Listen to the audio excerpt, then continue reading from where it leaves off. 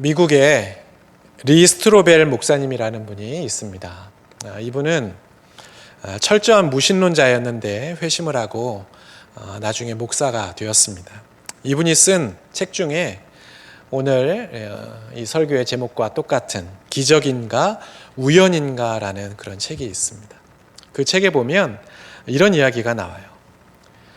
병원도 없고 또 약국도 없는 적도 지역의 한 아프리카 어떤 지역에 한 아이가 출산 예정일보다 훨씬 빨리 태어나게 되었습니다.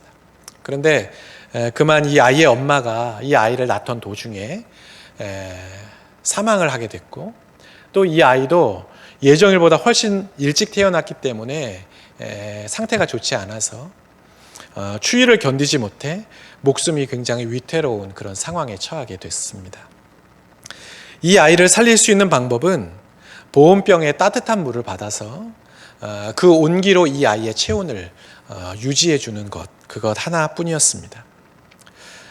하지만 보온병에 이렇게 뜨거운 물을 받던 중에 그만 그 보온병에 있는 그 고무 패킹이 그만 터져버려서 물병을 더 이상 쓸 수가 없게 되었답니다.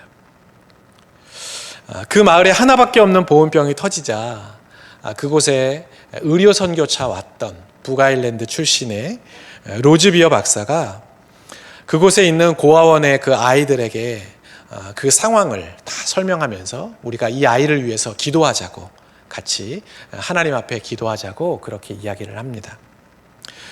그런데 아이들 중에 유난히 믿음이 좋은 한 소녀, 10살짜리 소녀 아이가 있었어요. 이 아이의 이름은 루스라는 아이였는데, 이 아이가 기도하는 내용이 이 선교사님의 그 귀에 들립니다. 그런데 이 선교사님이 듣기에도 뭐 이렇게까지 기도를 하나, 너무 과한 걸 요구한다 싶을 정도로 그런 생각이 들더래요.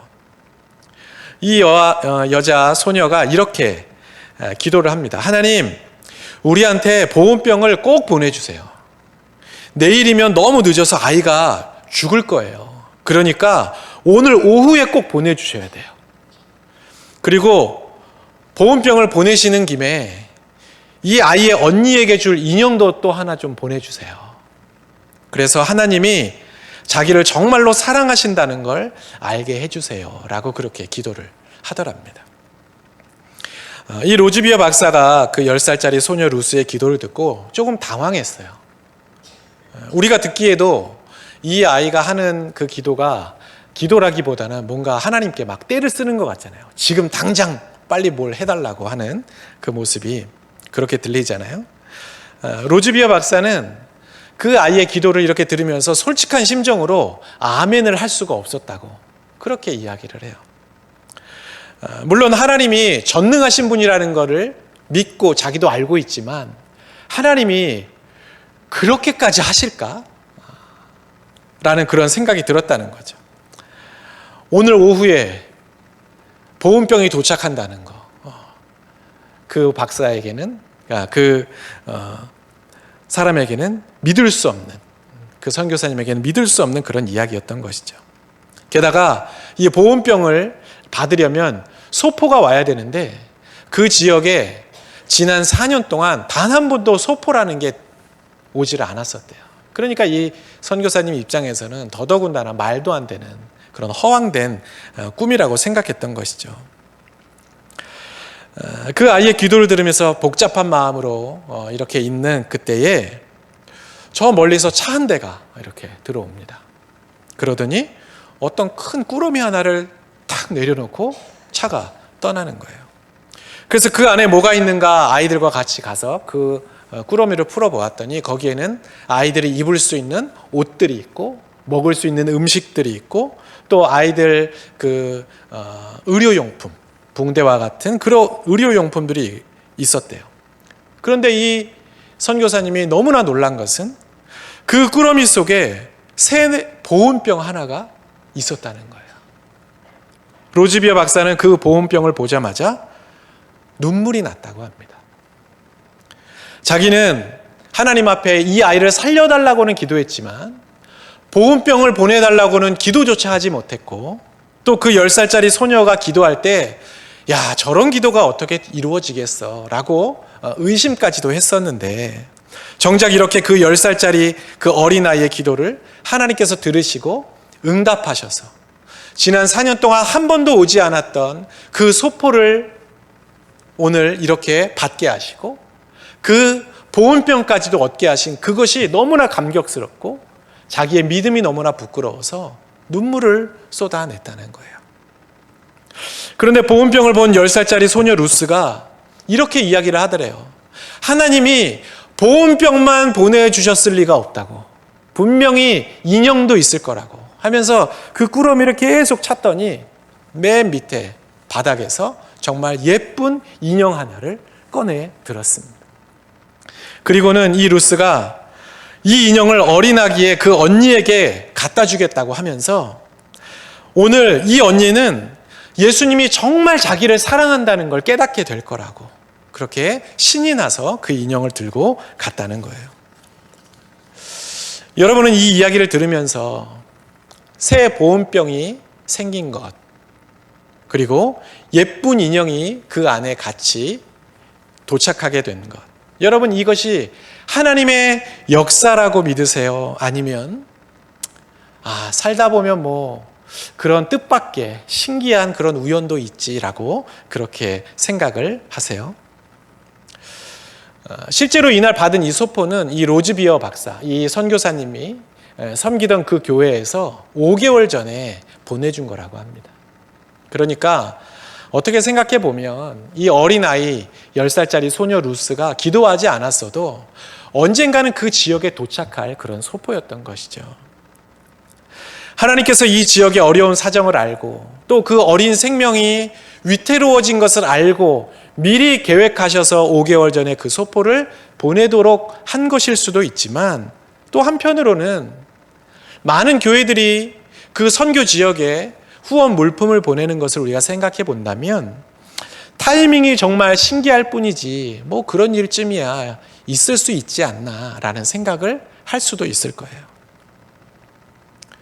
이런 상황을 두고 어떤 사람은 그래 신기하긴 하지만 살다 보면 그런 일도 있어 라고 말하는 사람이 있는가 하면 또 어떤 사람은 이거야말로 하나님이 살아계신 증거고 하나님이 역사하신 거야 라고 말하기도 합니다.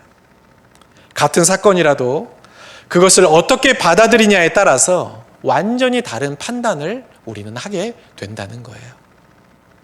오늘 말씀에 등장하는 사건도 어떤 사람에게는 우연처럼 여겨지는 사건이지만 또 어떤 사람에게는 놀라운 기적, 하나님의 역사라고 그렇게 여겨지는 사건입니다. 우리는 하나님을 믿고 또 성경의 그 많은 이야기들을 다 믿기 때문에 오늘 일어난 이 사건이 하나님의 살아계신 증거요 역사라고 우리는 확신하지만 하나님을 알지 못하는 당시 애굽 사람들, 특히 그 바로나 그의 신하들에게는 우리와 전혀 다른 결론을 내릴 수밖에 없는 것이죠. 오늘 말씀해 보면 모세와 아론은 하나님께서 말씀하신 대로 다시 한번 바로에게 찾아갑니다. 그래서 바로에게 또다시 같은 요구를 해요. 우리 이스라엘 백성들, 우리 유대인들을 이 애굽에서 나가서 저 광야에서 하나님께 예배를 드릴 수 있도록 우리를 좀 내보내 주시오 라고 그렇게 이야기를 하죠.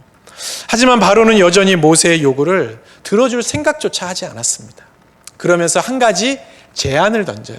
그 제안이 무엇이었냐면 정말 하나님이 살아계신다면 너희가 한번 나에게 기적을 한번 보여달라는 거예요. 너희들이 믿는 하나님이 정말 살아계시고 위대하시고 전능한 분이라면 뭔가 내가 눈으로 확인할 수 있게 뭔가를 보여줘야 되지 않겠느냐라고 말하는 것이죠. 물론 모세와 아론은 바로가 그런 요구를 할 거라는 사실을 미리 하나님께 들었습니다. 그래서 그들은 당황하지 않고 바로의 요구대로 하나님이 말씀하신 방법을 써서 바로에게 기적을 보여주죠. 모세와 아론이 바로에게 보여준 기적은 지팡이가 뱀이 되는 것이었어요. 오늘 말씀 10절입니다. 모세와 아론이 바로에게 가서 여호와께서 명령하신 대로 행하여 아론이 바로와 그의 신하 앞에 지팡이를 던지니 뱀이 된지라. 아론이 자기가 가지고 있던 지팡이를 그 바로 앞에 던졌더니 그 지팡이가 순식간에 뱀으로 변하고 말았어요. 여러분, 놀라운 사건이죠. 그죠? 정말 누구라도 깜짝 놀랄 수밖에 없고, 야, 진짜 하나님이 살아계신가 보다. 어떻게 이런 우리의 상식을 초월하는 일이 있을 수 있지? 라고 이야기할 수밖에 없는 그런 일이 눈앞에 지금 펼쳐지고 있는 거예요. 그런데 바로의 반응은 전혀 달라요. 바로는 아론이 던진 그 지팡이가 뱀이 된 것을 보고도 눈 하나 깜짝하지 않았습니다. 그는 여전히 하나님의 말씀을 들으려 하지 않았고 모세의 요구를 들어주려고도 하지 않았습니다. 여러분, 왜 그랬을까요? 애굽에 있던 그 당시에 그 마술사들이 모세가 행한, 아론이 행한 이 기적과 똑같은 요술을 부릴 수 있었기 때문입니다. 오늘 말씀 11절이에요. 바로도 현인들과 마술사들을 부르매 그 애굽 요술사들도 그들의 요술로 그와 같이 행하되. 당시에 애굽에는 점성술 그리고 마술에 능한 사람들이 꽤 많이 있었다 그래요. 그러니까 바로는 자기 나라에 있는 그 마술사들이 평소에 사람들의 그 눈을 속여서 그 속임수로 뭔가 신비로운 그런 일들을 행하는 것을 여러 번 봤겠죠. 그래서 지금 아론이 그 지팡이를 뱀으로 변하게 하자, 야, 저것도 분명히 우리를 속이는 뭔가 속임수가 있을 거야 라고 생각했던 것입니다. 그래서 그는 애굽에 있는 마술사들을 불러요. 너희들도 저렇게 눈속임을 통해서 우리에게 뭔가 신비로운 일을 한번 보여달라고 그렇게 이야기하는 거예요. 우리도 할 수 있다고. 지팡이가 뱀이 되는 것쯤은 하나님의 기적, 하나님이 살아계신 증거가 아니라 우리도 얼마든지 할 수 있는 눈속임에 불과하다고 그렇게 주장하고 싶은 거예요. 여러분, 아마도 우리가 그 자리에 있었다면 우리 역시 마찬가지였을 거라고 생각해요. 처음에 아론이 그 지팡이를 던져서 뱀이 되게 했을 때는 우리도 야, 진짜 신기하다. 진짜 하나님 살아계시구나. 하나님은 정말 놀라운 역사를 하시는구나 생각했겠지만 곧이어서 바로가 데리고 온 그 애굽의 마술사들이 똑같은 마술을 폈을 때 우리가 무슨 생각을 하겠어요? 야, 아론도 우리를 속이고 뭔가 트릭을 쓴 건가? 속임수를 쓴 건가? 하나님의 기적이 아닌가? 이런 생각을 하지 않았겠어요? 모세의 입장에서는 너무나 답답하고 억울하겠지만 당시 바로와 애굽 사람들의 입장에서는 충분히 그렇게 생각할 수 있는 일이라는 거예요.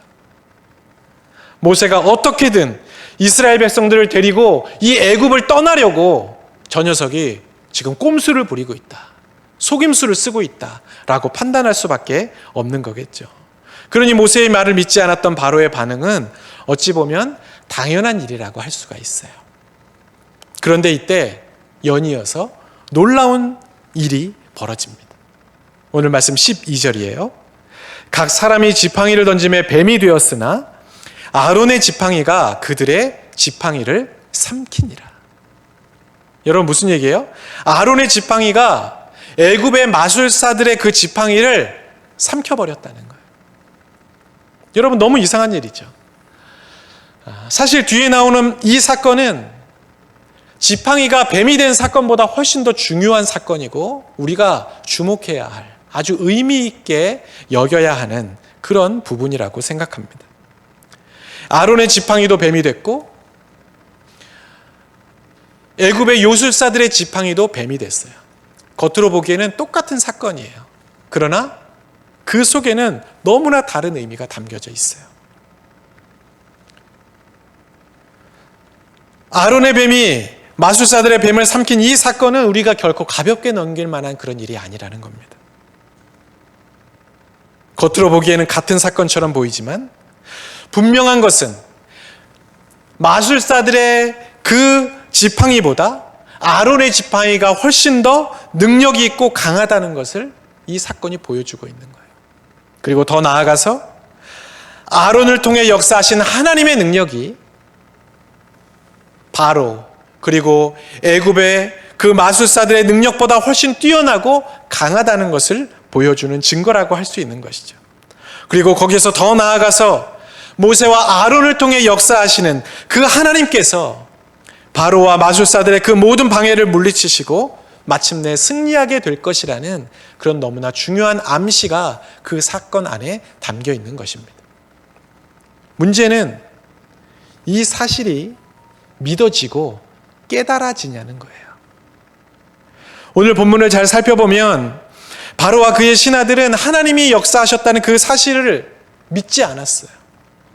하나님이 더 강하다는 사실, 하나님이 결국 우리를 이길 것이라는 그 사실을 그들은 깨닫지도 못했던 것 같아요.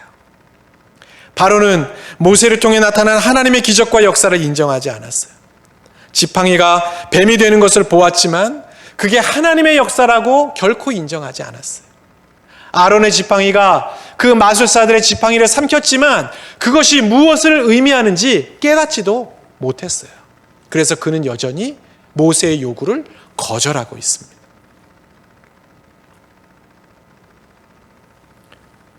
성경이 증언하는 바와 같이 바로의 마음은 완악했기에 하나님께서 모세를 통해 보여주신 증거들도 또 모세를 통해 들려주신 말씀도 그는 인정할 수가 없었습니다. 그래서 바로는 모세의 요구를 계속 거절했던 거예요. 그리고 결국 10가지 재앙을 다 겪고 난 후에 만신창이가 되어서야 어쩔 수 없이 이 이스라엘 백성들을 애굽에서 나가라고 허락을 해 주었습니다. 여러분, 그렇다면 바로는 왜 하나님의 역사를 인정하지 못했을까요? 그 이유는 너무나 간단해요. 바로가 믿음의 눈으로 상황을 보지 않고 인간적인 눈과 지식으로 판단하려고 했기 때문입니다. 인간적인 눈으로 세상을 보니까 하나님께서 보여주신 기적을 보면서도 이런 일쯤이야. 뭔가 세상에 가끔은 일어날 수 있는 일 아니겠어? 라고 그가 여기게 된 것이죠. 꼭 하나님이 아니라도 이런 신비로운 일이 일어날 수 있지 않겠느냐고 그렇게 여기게 되는 거예요. 그래서 바로는 모세와 아론의 기적을 보고서 즉시 애굽의 마술사들을 불렀던 겁니다. 그건 하나님이 보여주신 기적이 아니라는 걸, 사람도 똑같이 그런 일을 할 수 있다는 걸 보여주려고 했던 거예요. 우리가 아까 읽었던 11절 말씀 다시 한번 제가 읽어볼게요. 바로도 현인들과 마술사들을 부르매 그 애굽 요술사들도 그들의 요술로 그와 같이 행하되. 여러분, 바로가 현인들과 마술사들을 왜 불렀겠어요? 우리도 할 수 있다. 인간의 힘으로도 그 정도는 얼마든지 할 수 있다. 살다 보면 그런 일쯤은 일어날 수 있다라고 주장하고 싶었던 거예요. 10번의 재앙을 당하는 동안에도 바로의 마음이 쉽게 돌아서지 않고 히브리인들이 광야로 나가는 것을 허락하지 않았던 이유도 역시 마찬가지예요. 하나님의 역사, 하나님이 살아계신 그 증거를 하나님의 역사라고 인정할 수 없었기 때문인 것입니다. 여러분, 생각해보면 바로만 그럴까요? 오늘을 살고 있는 우리 역시 마찬가지예요. 여러분, 이 시대에도 하나님의 역사와 하나님의 일하심을 부정하고 살아가는 사람들이 얼마나 많은지 몰라요. 그런 의미에서 보면 오늘 본문에 등장하는 이 바로는 수천 년 전에 그 애굽에 있었던 그 왕 한 사람, 그 한 사람을 지칭하는 것이 아니에요. 바로는 어떤 특정한 한 사람만을 지칭하는 게 아니라 하나님의 역사, 하나님의 살아계심, 하나님의 일하심을 믿지 않고 부정하고 그것을 인간의 합리성으로 설명하려고 하는 우리 모두를 말하는 거라고 할 수가 있습니다. 분명히 하나님께서 우리의 삶에 역사하신 것이고 하나님의 뜻을 보여주는 사건임에도 불구하고 살다 보면 이런 일쯤은 일어나겠지, 대수롭지 않게 여기게 만드는 그 악한 영, 그것이 바로 바로인 거예요. 오늘 이 시대에도 지금 이 순간에도 우리 삶에 일하시는 하나님의 역사를 인정하지 않고 인간의 힘과 능력만으로 충분히 살 수 있다고 생각하는 우리들, 바로 그 우리가 완악한 애굽 왕 바로라는 사실입니다. 여러분, 우리가 처음 예수님 만나고 은혜가 충만할 때는 어때요? 우리의 일상에 아주 작은 것까지도 다 하나님의 은혜라고 여겨져요.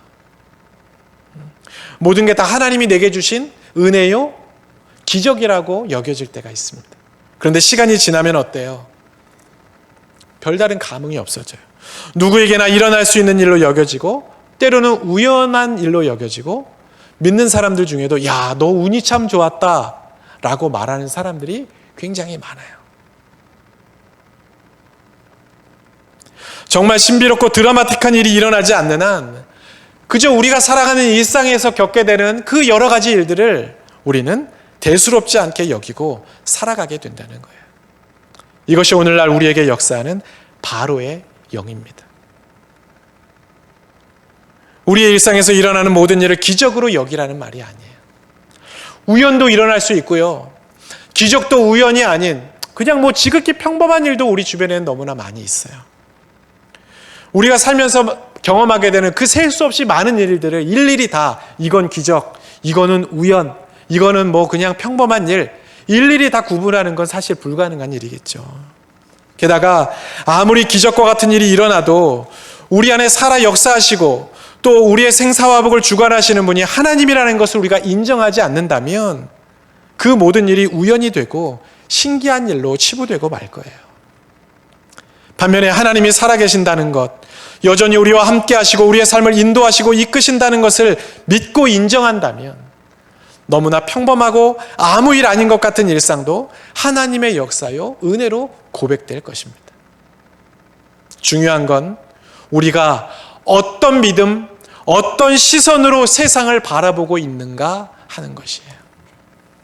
주중에 저희 아내가 집에 있는 아이들이 예전에 가지고 놀던 장난감을 이제 처분하려고 요즘 많은 사람들이 이용한다는 그 당근마켓에 그 장난감을 찍어가지고 올렸어요. 그걸 올리면서 속으로 기도를 했대요. 하나님, 좋은 가격에 금방 나가게 해주세요. 그랬는데 정말 그 글을 올린 지 몇 분이 되지 않아서 어떤 한 분이 적극적으로 막 글을 달고 자기가 지금 가지러 오겠다고 막 하면서 결국 거래가 성사가 돼서 생각했던 것보다 좋은 가격에 그 물건을 팔았어요. 그래서 저희 아내가 그런 이야기를 해요. 기도하면서 파니까 하나님이 응답해 주셨다고. 믿음의 눈으로 주어진 상황을 보는 거예요. 근데 저는 오늘 이 설교를 준비하면서도 완악하고 믿음이 없는 저는 그게 하나님의 응답이야. 그 정도 가격은 받아야지 라고 생각을 하는 거예요. 여러분, 같은 사건이지만 어떤 눈으로 바라보느냐, 그것에 따라서 우리가 고백하는 것이 다르고 경험하는 것이 달라진다는 것입니다. 우리가 TV에 나오는 세상에 이런 일이 서프라이즈 이런 데에 나올 만한 그런 극적인 일들만이 하나님의 역사가 아니에요. 아주 작고 소소한 것들 속에도 하나님의 역사가 있고 하나님의 뜻이 있고 하나님의 계획하심이 분명히 있습니다. 믿음의 눈이 열리면 오늘 하루 숨쉬고 살아가는 것조차도 기적처럼 느껴져요. 그런데 우리의 믿음의 눈이 닫혀 있으면 남들은 다 놀랄 만한 그런 은혜를 경험하고 살고 있으면서도 자기 자신은 아무렇지 않게 하루하루를 살아갈 때가 있습니다. 단순히 기적이다, 우연이다, 그게 중요한 게 아니라 믿음의 눈으로 현실을 바라보고 있는가, 그게 중요하다는 거예요. 신명기 33장에 보면 모세가 40년 동안 힘들게 광야 생활을 하고 있는 이스라엘 백성들에게 마지막 유언과도 같은 축복 기도를 합니다. 그런데 그 가운데 마지막 기도는 이거였어요. 신명기 33장 29절 말씀입니다.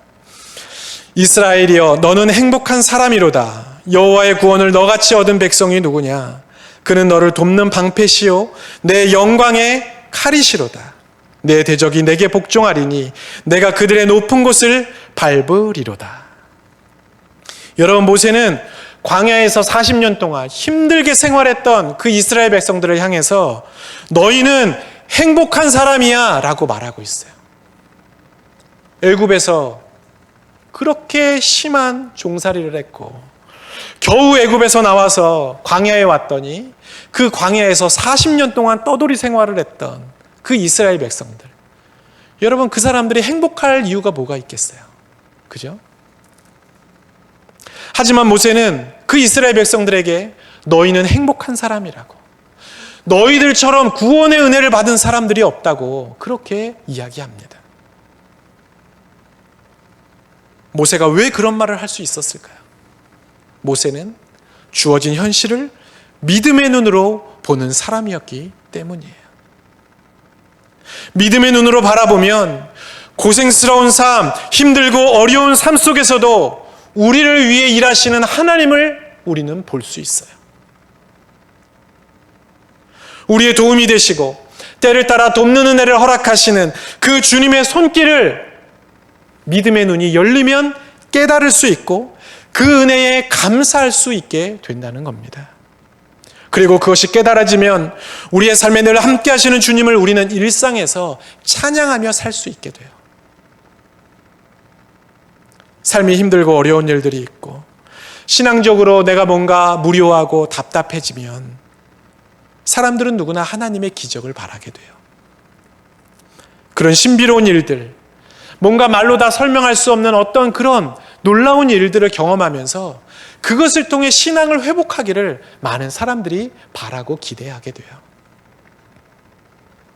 그래서 우리도 눈에 보이는 어떤 표적이나 응답을 구할 때가 있습니다. 그런데요, 우리에게 정말 필요한 것은요, 기적이 아니에요. 우리에게 정말 필요한 건 기적이 아니라 믿음의 눈이 열리는 거예요. 어떠한 상황에서도 주님이 일하시는 것을 볼 수 있는 그 믿음의 눈이 열리는 것. 일상의 아주 사소한 그 삶의 수많은 일들, 그 에피소드 그 중에서도 하나님의 뜻이 깨달아지는 것. 하나님이 여기에 함께 하신다는 것이 믿어지는 것. 바로 그 믿음의 눈이 우리에게는 더 중요하다는 것입니다. 그 눈이 열리지 않으면 아무리 놀라운 기적이 일어나도 우리는 절대로 그 상황을 믿지 않고 인간적으로 계속 판단하고 설명하려고 할 것입니다. 오늘 본문에 나오는 바로와 똑같은 사람인 것이죠. 하지만 그 눈이 열린다면, 우리의 그 믿음의 눈이 열린다면 우리에게는 굳이 기적이 필요하지 않아요. 일상의 아주 작은 것에서도, 심지어 요즘 날씨처럼 겨울이 지나고 봄이 와서 따뜻함을 느끼는 것만으로도, 길거리를 지나면서 노란 개나리가 피고 벚꽃이 피고 푸른 나무들이 자라나는 것을 보면서도 그 속에서도 우리는 주님의 일하심을 느끼고 깨달을 수 있기 때문이에요. 주님의 십자가를 묵상하는 이번 사순절에 저는 우리 모두가 이 믿음의 눈이 열리게 되기를 축복합니다. 이 믿음의 눈이 열리지 않으면 예수님이 십자가에서 죽으셨다는 것, 그 십자가에서 죽으시고 사흘 만에 부활하셨다는 것, 우리의 죄를 용서하시고 구원하시기 위해 십자가를 지셨다는 것, 여러분, 이 사실이 다 믿어지지 않게 돼요. 신비로운 기적을 경험하는 것도 좋지만 우리 모두의 믿음의 눈이 열려서 일상의 모든 순간들이 주님이 함께 하시는 기적으로 깨달아지기를 저는 바랍니다. 그래서 그 주님의 역사하심을 날마다 인정하고 고백하는 그런 삶을 살게 되시기를 주님의 이름으로 축복합니다. 아멘. 기도하겠습니다. 사랑의 주님, 너무나 분명한 하나님의 역사임에도 믿음의 눈으로 바라보지 않으면 하나님의 역사를 인정할 수 없고 하나님의 뜻을 깨달을 수도 없음을 오늘 말씀을 통해 알았습니다. 우리에게 필요한 것은 더 큰 기적, 더 놀라운 신비로운 역사가 아니라 믿음의 눈인 것을 고백합니다.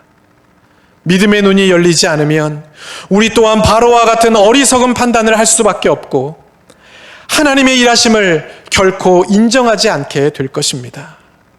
바로와 같은 어리석은 자가 되지 않도록, 하나님이 분명히 일하고 계심에도 하나님을 부인하는 미련한 자가 되지 않도록 우리에게 지혜를 주시고 믿음의 눈을 열어 주옵소서. 믿음의 눈이 열려 일상에서 일어나는 아주 작고 평범한 일들 속에서도 주님의 일하심을 깨닫고 여전히 성실하시고 우리의 삶에 늘 신실하신 그 주님의 은혜를 경험하며 늘 감사와 기쁨으로 살아가게 하여 주옵소서. 모든 것이 기적이요 하나님의 역사임을 인정하면서 매 순간 주님을 경험하고 고백하며 찬양하는 우리 모두가 되게 하여 주옵소서. 예수님의 이름으로 기도하옵나이다. 아멘.